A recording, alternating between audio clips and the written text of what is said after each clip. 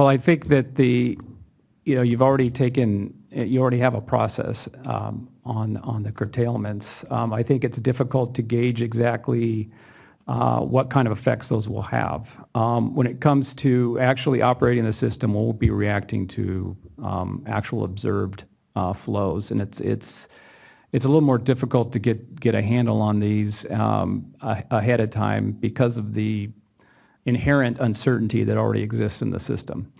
I'll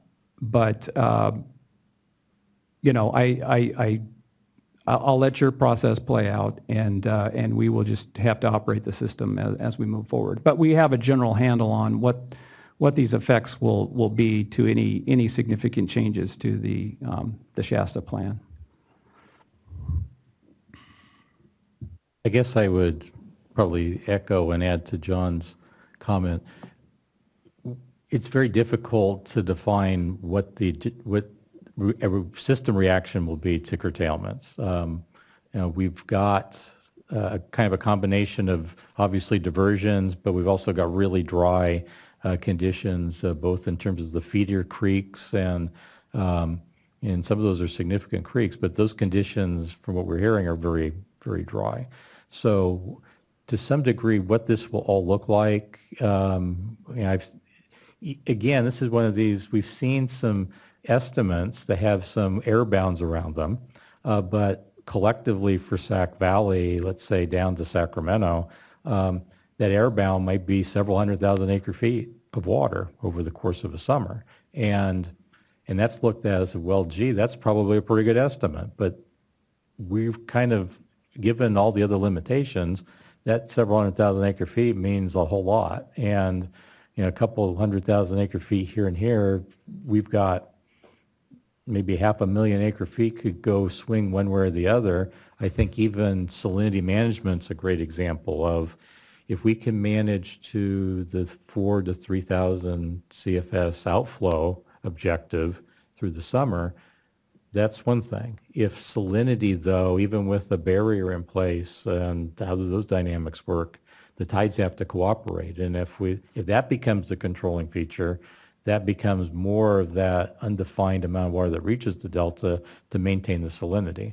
One thing we've kind of are reminded as we get into these, now we're in the most severe of the drought thinking is, we've got 40 plus years of, hey, you got to make sure that you maintain salinity control in the delta, because if you lose that, that's a big ticket item water-wise and creates a long time, maybe potentially into the fall or even early winter before things clean up again. So that's something that, as we think about this stuff on a daily basis as well, that, let's make sure that we keep an eye on that, because that could be a real firestorm and then preclude a lot of movement of water for some very important things. And there's not a lot of water south of Delta or on the San Joaquin River system.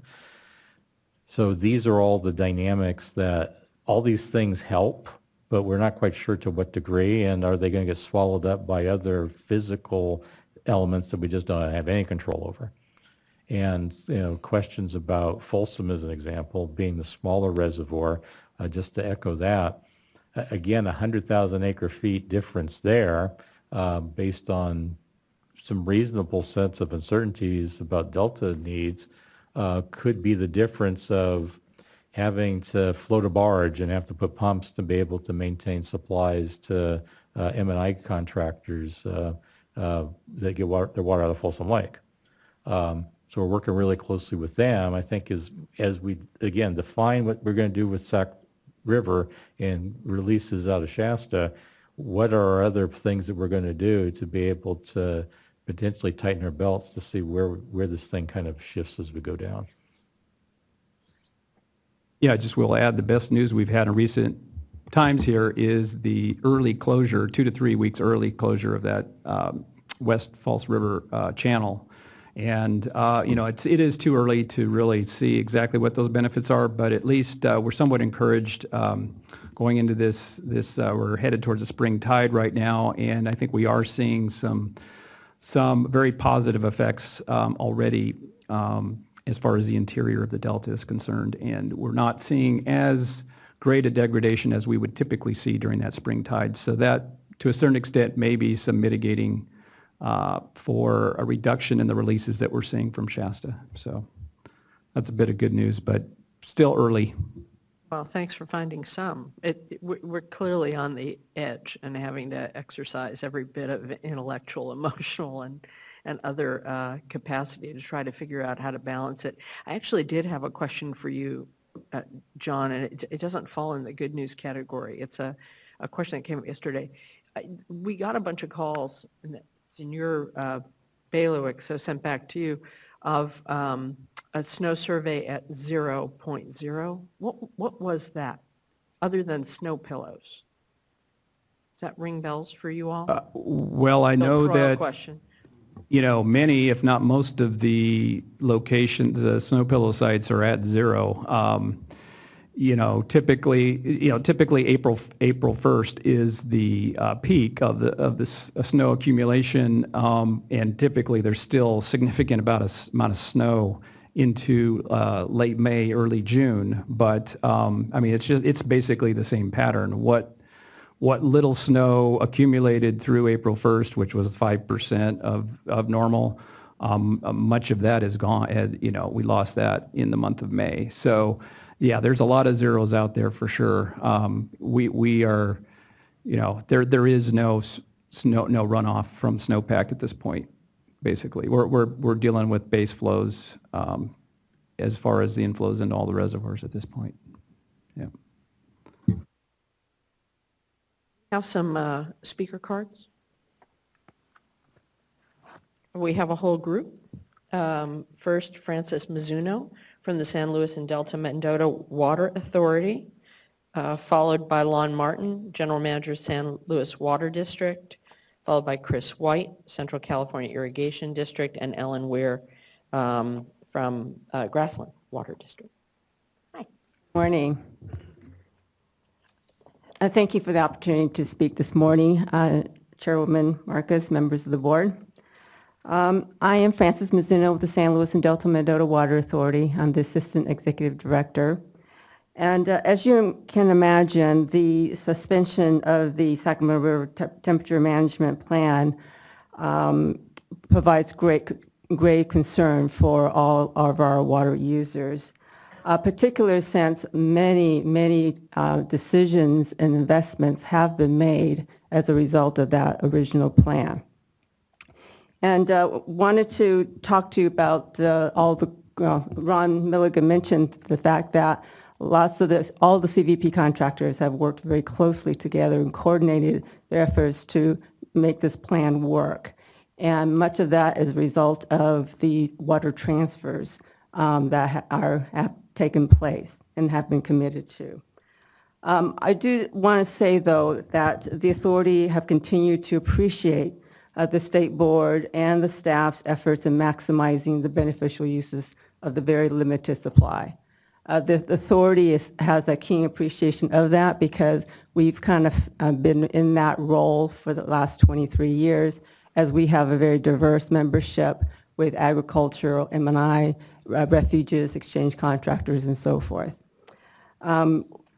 We've invested significant money in time in coordinating to ensure that the critical needs are met as best as possible.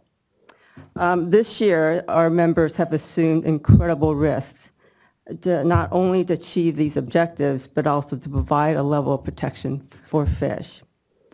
I'm going to focus my comments on the implications of any major changes to the plan, to our member agencies, but particularly to the ag service contractors and M&I contractors, and leave the implications to the others, exchange contractor refugees, to the other representatives that are here today. As far as the ag service contractors, as you know, this is the second year in a row that we're at 0 allocation.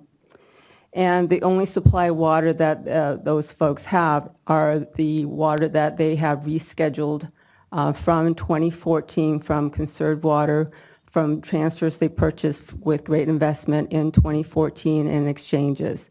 All that water is stored in San Luis Reservoir. But to access that water, particularly for those that are in the upper end of the Delta-Mendota Canal, it requires an exchange and it requires sufficient pumping at Jones Pumping Plant in order to be able, for them to be able to utilize that water as an exchange for the water that is situated in San Luis Reservoir. So it's critical that we have sufficient pumping at Jones through the summer to meet those demands. And one of those contractors does include the City of Tracy as well. Also, to expand the benefits of the 2015 water transfers to allow for a large chunk of the water to remain in Shasta Reservoir to facilitate the management of the cold water. Our contractors committed to purchase about 140,000 acre-feet of transfer water made up through groundwater substitution and fallowing. That investment is about $93 million of investment, and the buyers take 100% of the risk associated with those transfers. For any reason that the water cannot be released in the fall, and normally the transfer period, they would get it this summer, but knowing that this water remaining in the reservoir will facilitate the management of the cold water pool, they understand that they would not be able to get that water until the fall. So if any reason that water can't be released in the fall, or if there's any curtailment of pumping at Jones, they lose that water, but they're still obligated for paying that $93 million to the seller. So there's tremendous investment and risk to our buyers. As far as the M&I water service contractors, besides the City of Tracy, the major contractor is the Santa Clara Valley Water District. Their current groundwater levels in Santa Clara Valley subbasin have dropped about 40 feet from their 5-year average, and it's approaching subsidence thresholds. Santa Clara is in need of about 6,000 acre-feet of additional water from what they currently have as far as allocations and what they plan to purchase through water transfers. And that is with a 30% water use reduction this year.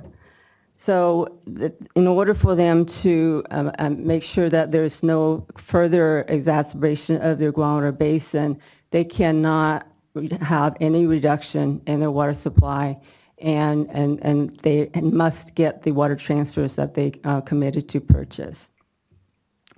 So we urge the board to please fully consider the implications to water supply and the investments that have already been made and decisions that have been made, crops that have already been planted as a result of any changes to the plan.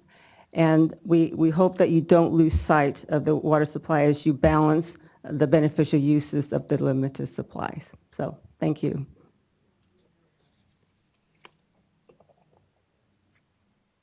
Mr. Martin, followed by Mr. White.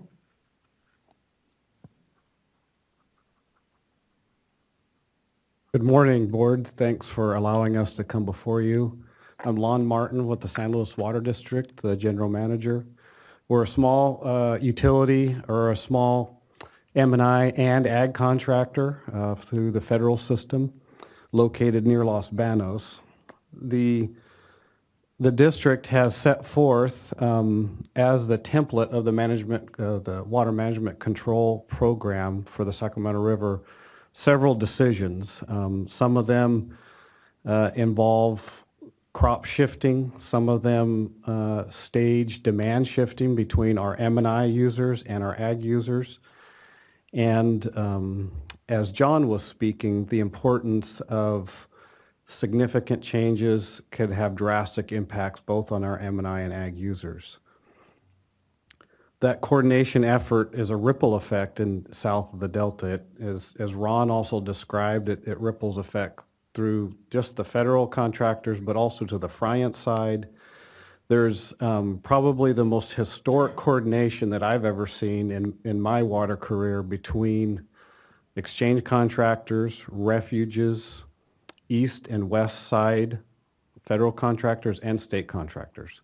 So as we unravel components of the water management plan, we're also unraveling major decisions and agreements and contracts that folks like our district and the Bureau have implemented. which I have to say has been, in times of disaster, in times of extreme concern, folks get very creative. And it's amazing what the water industry, the fishery agencies have done. So I don't want to detract from all the good things that have taken place. However, we are going on our second year of zero water allocation. In our small district of 65,000 acres, which is over 50% fallowed, our family growers have made a commitment of $28 million for our only hope for water. And understandably, as new facts and data comes available to the Bureau and the temperature management plan and those adjustments have grave impacts to our family farmers. So appreciate everybody's efforts, and we plan to collectively work hard to ensure the best survival of the fish and the best survival of our growers. Thank you.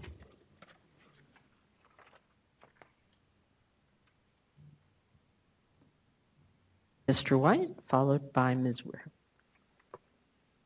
Thank you, Chairwoman Marcus and members of the board. Thank you for the opportunity to speak this morning. I also want to just make the board aware of the position of the growers within the exchange contract area and what we see at stake. You know, the exchange contractors on the west side of the valley, we're 80 miles long.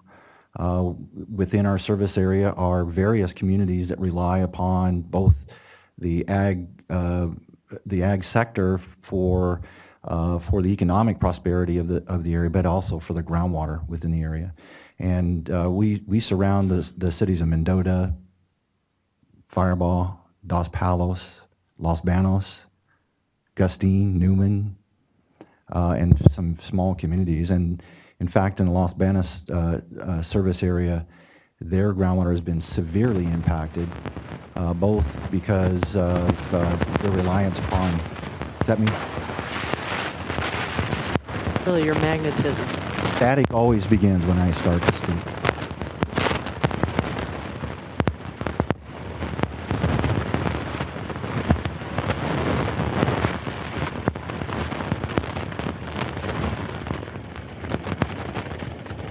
If somebody, a cell phone?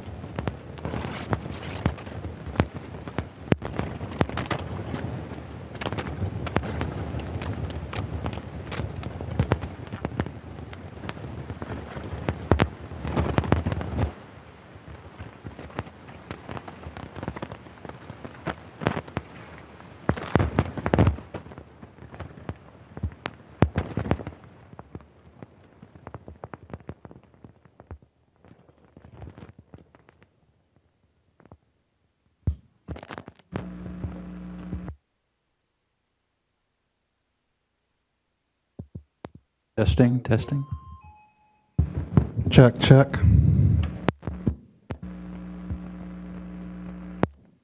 Test, 1, 2, check, testing. Is that okay? Try that, sir. Thank you.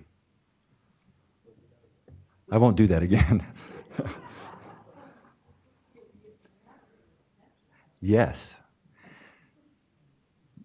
Recharge for those communities are relying upon both the irrigation within my district and within the Grousons area, which is on the downslope side of those cities. So it's very important to our area.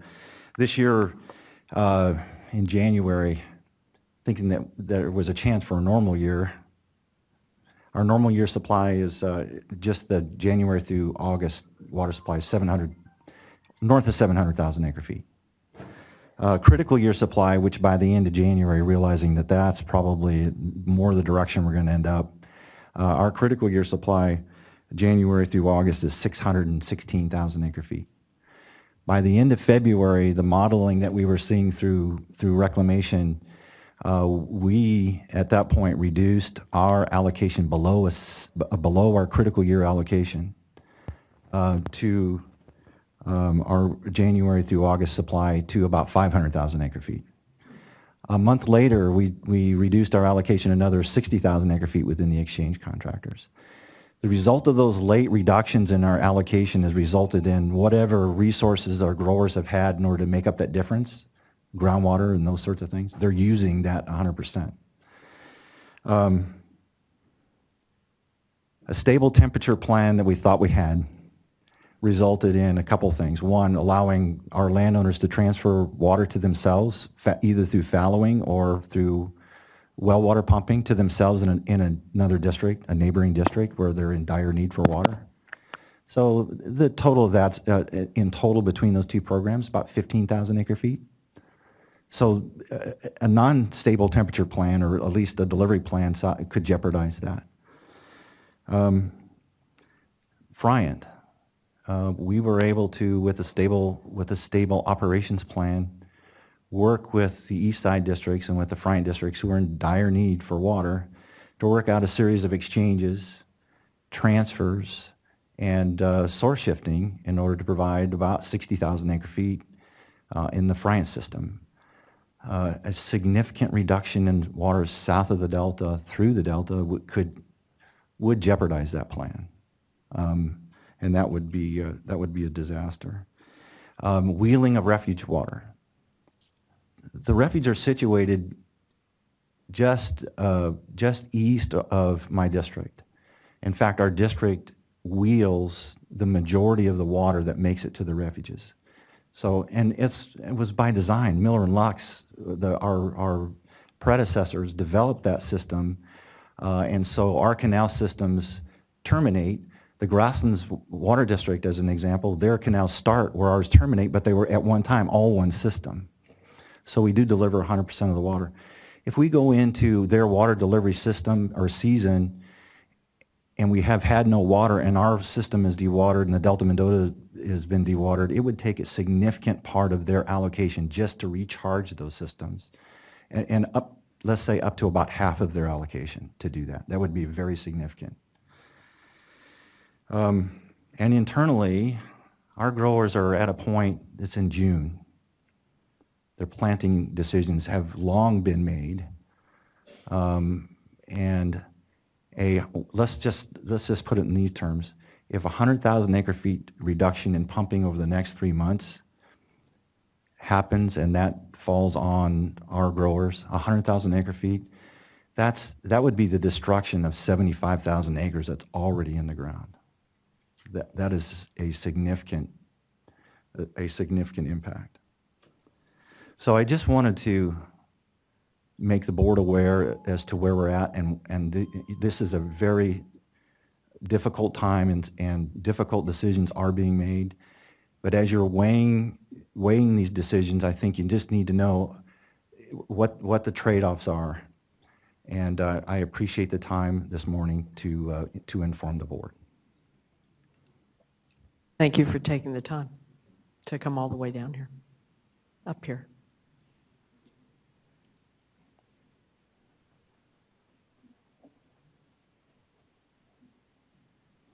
Good morning, Ellen Weir on behalf of Grassland Water District. I'm back. I'd just like to briefly review the developing conditions for birds on the Pacific Flyway, and have asked the board to consider those effects in making its upcoming decision on drought management, and how those decisions will affect the state wildlife areas, the national wildlife refuges, and the Grassland Resource Conservation District located south of the Delta, which depend on Delta exports. 20% of the North American migratory bird populations stop and eat in the Central Valley. Right now, moving from north to south in California, the Klamath Refuge is entirely dry. There's an urgent appeal to get water to that refuge to prevent the significant die-offs that occurred last year. And the Sacramento Valley will lose a significant amount of rice acreage this year as a result of transfers, and much of the public refuges in the Sacramento Valley will remain dry. The south of Delta Refuge allocation still remains unknown. Bird energetic modeling that is now being finalized shows that the refuges are projected to provide only 15% of the food energy that they would in a normal year. But nonetheless, the south of Delta refuges remain a key component of the Pacific Flyway food source. And with the reduced water allocations, if the rains don't arrive early as they did last year, we're looking at a significant risk of a catastrophic bird die-off. If refuges don't receive enough water this year, they will likely shut down completely south of the Delta. As Chris mentioned, south of Delta refuges get their water through the Delta-Mendota Canal or the DMC, and they also rely on the individual district's conveyance through the exchange contractors. So if the exchange contractor allocation is cut significantly, it could result in a dry DMC by September or dry conveyance canals by September. The water losses to recharge those canals and get water to the refuges are estimated to be greater than 50%. In this way, the refuge block and exchange contractor block are tied together from a logistical standpoint.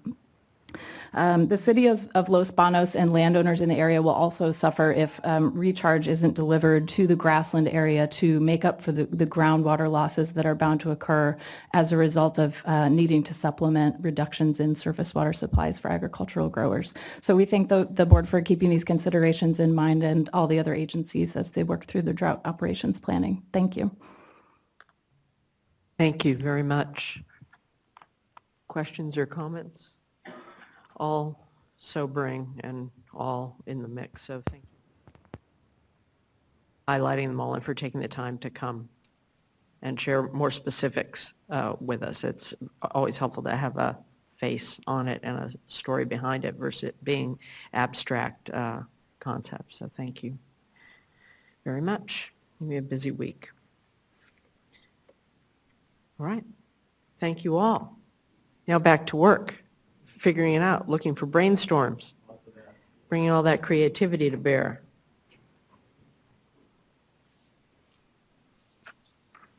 All right. Now, item number 6. Do you all want a little break, or can we go straight ahead to item 6? Item 6? Okay.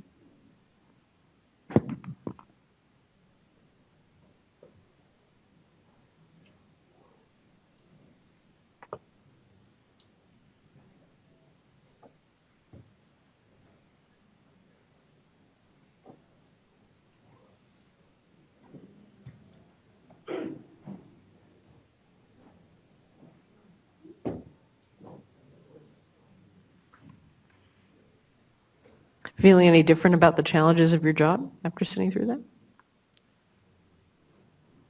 Awesome as always. There are rocks and hard places everywhere. Okay. Good morning, Chair Marcus, members of the board, Max Gomberg with the Office of Research Planning and Performance, joined by my colleague, Ms. Landau from ORPP, as well as David Rose and Nathan Weaver from the Office of Counsel. We're here to give you the monthly update on urban water conservation regulation. This update is going to be on data that was provided to the board for the month of April 2015, which is the month that occurred after the board did its first update to the emergency water conservation regulation in March, and after the governor's April 1st issuance of his executive order on, or his 4th executive order on drought, and the one which directed the board to adopt the newest regulation. So that's the context. I'm going to turn it over to Ms. Landau to go through the numbers. Good morning. As Max mentioned, today we will be presenting the water production data collected from June 2014 through April 2015, making this our 11th month that we are reporting on urban water conservation efforts. There are 411 urban water suppliers that are required to submit their monthly production reports. Of these, 395 water suppliers did submit their April data, giving us a 96% reporting level, which is higher than what we've typically seen in at least our initial reporting of our data monthly. Due to the data collection process, there are always a handful of suppliers that receive and submit their data to us after the monthly deadline of the 15th. However, the fact that there are 16 suppliers missing from today's data set has minimal significance on the findings, as those suppliers represent a very small portion of the state's population that receives their water from a large urban water supplier. As Max mentioned, the board... I have a question on that, on those 16. I realize they probably are quite small. Are they consistent? Is it the same 16 that don't report? There is consistently the same, majority of the same suppliers that aren't reporting by the 15th of the month. Again, that's because when they're collecting the data and trying to get the data in, they just are unable to meet that I'm interested 15th. in those that just don't do anything. We do see a drastic increase in the number of suppliers. So we have not had a consistent showing of suppliers that have not reported on a monthly basis. No. As Max mentioned, the board did adopt the emergency conservation requiring the 25% mandatory reduction on the May 5th board meeting. That did go into effect on the 18th. Today's numbers were under the March 27th version of the emergency regulation.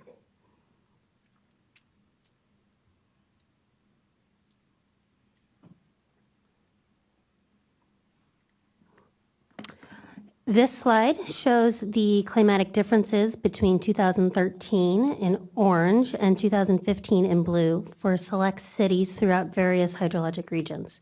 Precipitation is shown in the figure on the left and temperature is shown in the figure on the right. Overall, April 2015 was wetter and cooler than April 2013, which we are using as our baseline month for the comparison. Statewide, we had approximately a quarter inch more rain in April of 2015 than we did in our baseline month. The majority of this year's rain did fall in Northern California, whereas Southern California has continued to be fairly dry, experiencing similar levels of rainfall in both years. Additionally, the statewide average temperature for April 2015 was 57 degrees Fahrenheit, which is approximately 1.5 degrees above the statewide average temperature for April 2013.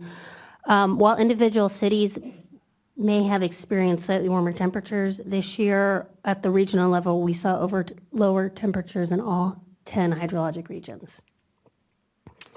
Over the last several months, we have seen a correlation between climate and water conservation, with the wetter, cooler weather typically resulting in higher level of savings. Continuing this trend, statewide conservation did improve for the month of April, as can be seen on this slide, which shows the trend in the statewide water production in millions of gallons on a monthly basis for the 11 months that we have been reporting on conservation efforts. 2013 data is shown in orange, and the 2014 and 2015 water production is shown in blue. Water production was significantly higher during last summer, and we saw a downward trend through the fall and winter months, with the lowest production numbers to date in December of 2014. Since the beginning of this year, we have seen a monthly increase in water production, which is expected as we move into the warmer months. Over the last 11 months, we have saved a cumulative 175.6 billion gallons of water, which equates to approximately 539,000 acre feet. That savings is enough to provide 2.35 million Californians with water for 1 year. Of this 175.6 billion gallons of water saved to date, 22.8 billion gallons were saved during April. This is our highest level of savings for a single month this calendar year. On this graph, the monthly savings is shown as the difference between the top of the blue column and the top of the orange column. That difference is highlighted on this slide, which shows the month-over-month production savings as a percentage, comparing the current month's water production to the 2013 baseline in purple. And this is our new measurement model for the new reg, so that as opposed to seeing the, are you going to explain this? Because I'm not. Correct. I want to explain this because we've had, we appreciate the fact that folks are following what we're doing so closely, but as the months change, there's been a zig and a zag. And so explain the purpose of the cumulative total. So the red line is showing the cumulative total that we are reassessing our total level of savings for since June 2014 on a month-by-month basis. Do keep in mind that that is a change as of the May 18th version of the executive or of the emergency regulation. So while we're providing this as an informative item in today's presentation, it is actually not being used to assess compliance for the April numbers.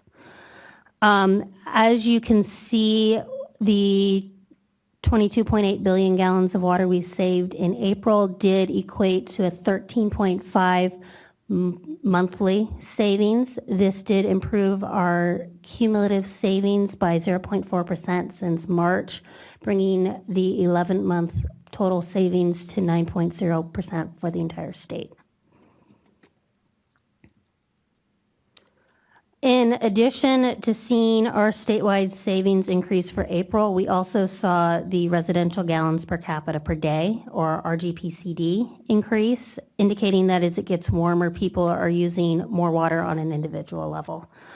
There are a large range in the RGPCD figures for the residential use for April. We are looking at the total water use, so this is accounting for both indoor and outdoor. The highest RGPCD for April was 427 gallons, which was in the South Coast hydrologic region. And the lowest total residential water use for April was 32 gallons per capita per day in the San Francisco Bay hydrologic region. If you look at the statewide level, we had an average residential gallons per capita per day of 91, which is an increase from the 83 RGPCD that we saw in March. Compared to April 2013, do you know offhand? I don't know off the top of my head. Max can. We'll come back to that. Yeah, I'm just curious. Again, because the RGPCD varies did, with the season because of outdoor watering primarily. Yeah. Okay. Sorry. As I mentioned, we are looking at both the total indoor and outdoor water use. There is a performance standard for indoor water use on its own of 55 gallons per capita per day. There were 26 suppliers that represent approximately 1.9 million people that did report an April total GCPD of less than 55 gallons. So it can be done, and many of those communities, I'll note, still have lawns. They don't look like St. Andrews, but they still have lawns. Correct.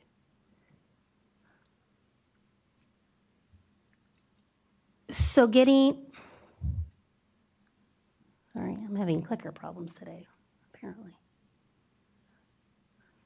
So getting into looking at how climatically the RGCPD is affected, we do see similar trends at a hydrologic region level where the typically cooler, wetter areas in Northern California saw both a higher percentage of savings as well as their lower RGPCD. 3 regions, specifically the San Francisco Bay, North Coast, and North Manhattan regions, were able to get around just around that 55 indoor target of 50 or indoor performance standard. Again, this is looking at both your indoor and outdoor. Those 3 regions collectively represent approximately 6.6 million people. However, with the exception of the North Coast hydrologic region, the hydrologic regional averages were higher, or the average RGPCDs were higher in all hydrologic regions in April than they were in March.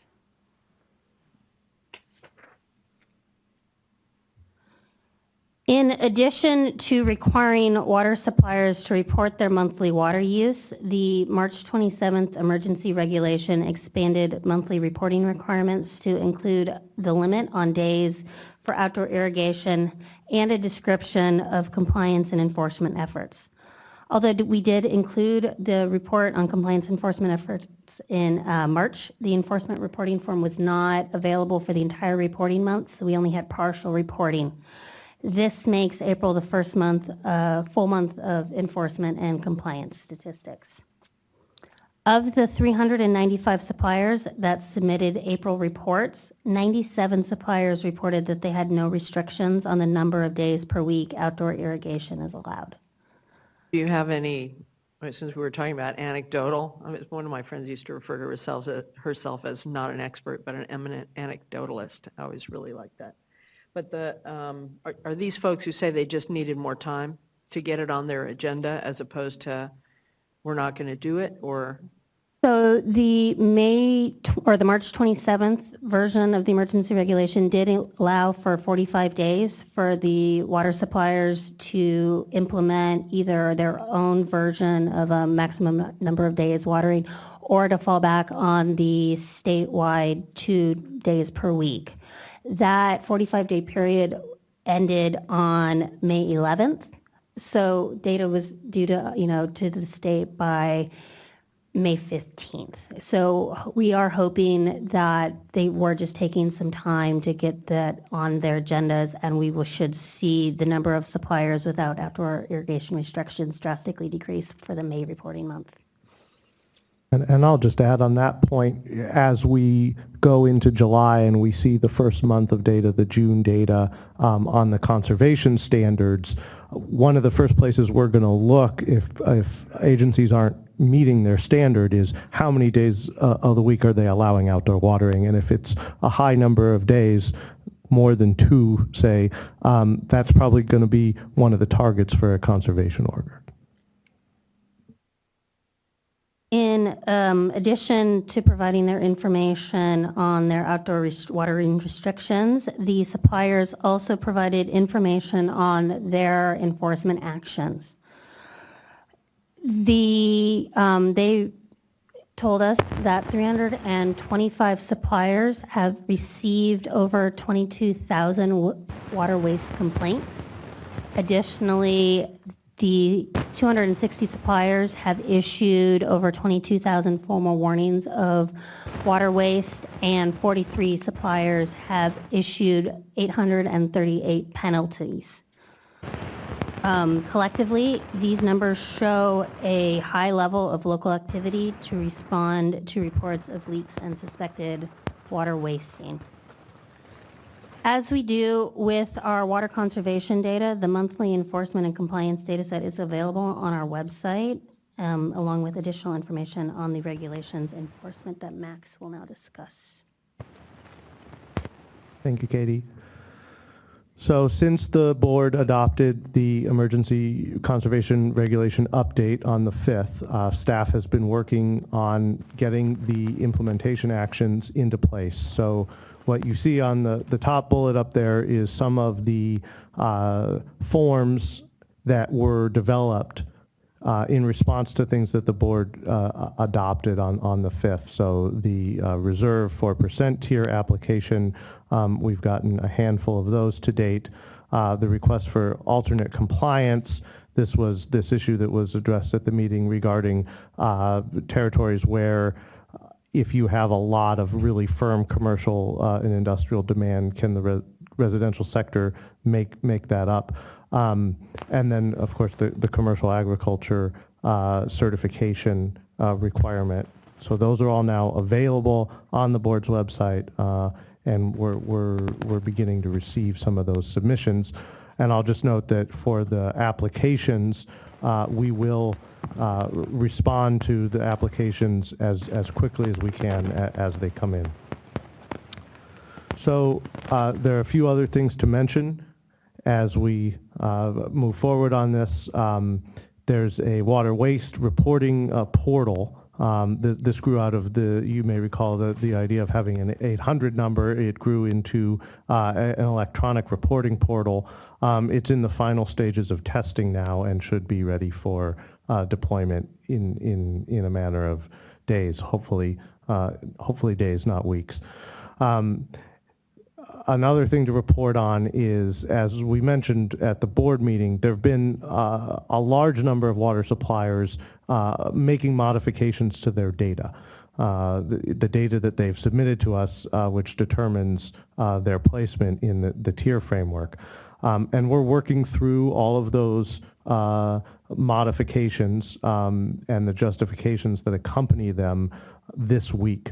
We had hoped to have the tiers finalized by now, but we have such a large volume, and there are a number of submissions that really require follow-up, that we're still working through that, and we should have those tiers finalized by the end of the week for the suppliers that have, again, submitted modifications to their data. Yeah, and the number seemed big to me, bigger than I was anticipating, since folks had been reporting to us for a year by now. I was surprised as well. It's about half of the total. It's over 200 that have submitted modifications, and the vast majority of those modifications result in the residential gallons per capita per day number being reduced. And again, there have been many, many months of reporting up until now. We did give water suppliers up until May 31st the ability to justify changes, and we reserve the right to reject changes that are not sufficiently justified.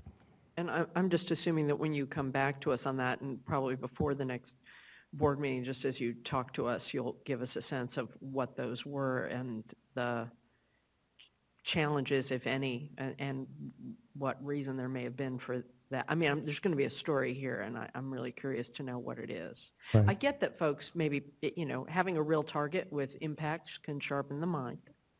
That's true. But I'm going to be really interested to see if there's a common mistake that people made, or whether it's all over the lot. There have been a couple thematic areas. One is population. Water suppliers that were using older population figures or had new data come in to update their population figures. And again, they have to justify it. And then we have a smaller group of suppliers that were maybe not really paying close attention to how to estimate the percentage of their population that were residential customers. Right, we did see some of those. And then you have the vacation home places where were definitely picking the wrong number to use in terms of spreading the RG. Right.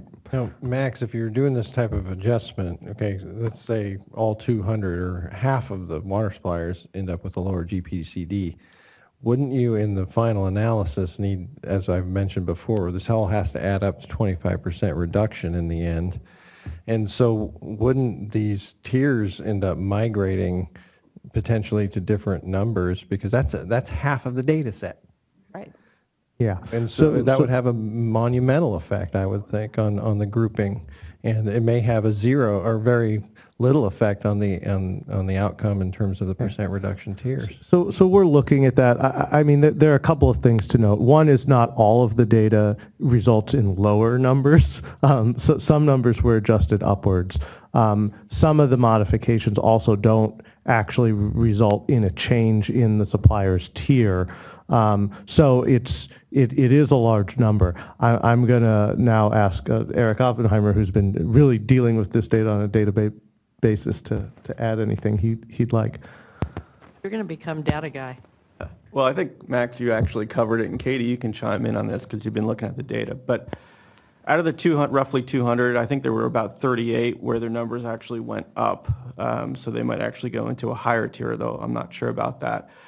The suppliers whose numbers went down, I believe there was roughly 60 that actually resulted in a tier change. Many of them are small suppliers, so when the analysis is said and done, we're hoping that it doesn't have a dramatic effect on the total water savings. We weren't planning on readjusting the tiers for everybody, just because I think it's difficult to operate under sort of a moving target type of approach, and a lot of the suppliers have moved forward with a plan to reach whatever percent requirement reduction that has been established for them. And again, as Max said, we're going through all of the requests that have come in and validating whether they make sense, and the ones where we have questions, we're following up with the suppliers. So out of the 60 who